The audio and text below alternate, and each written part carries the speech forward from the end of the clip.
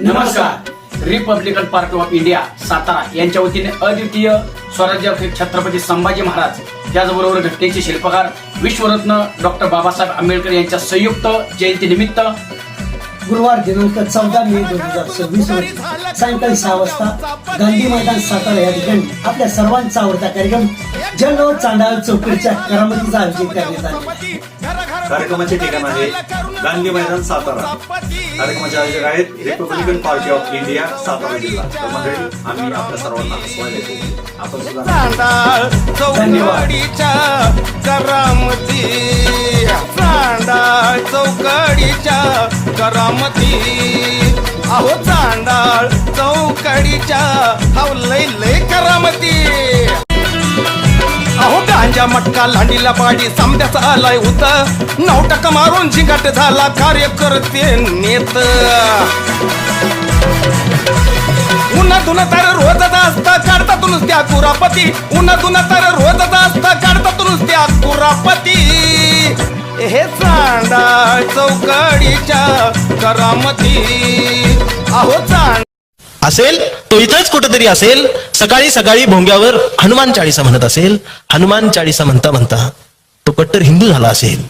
रेल्वेच्या इंजिनासारखा तापला असेल आणि तो हिंदू होऊन मातोश्रीवर आला असेल तो इथंच कुठेतरी असेल.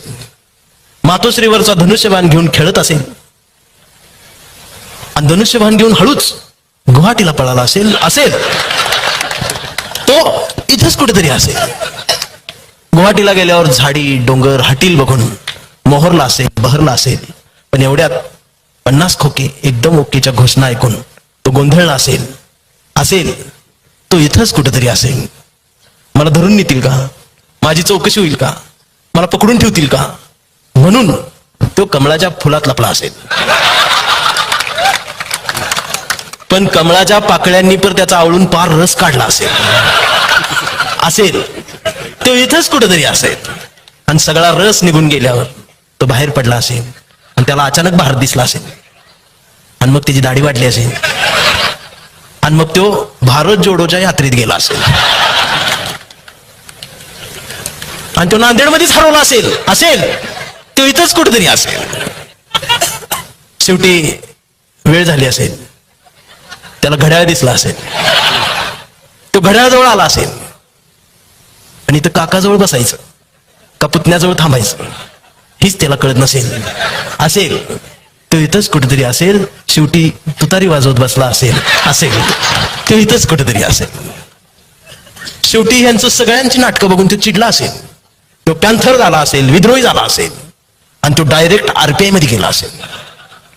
पण त्याच्याच अध्यक्षाच्या कविता ऐकून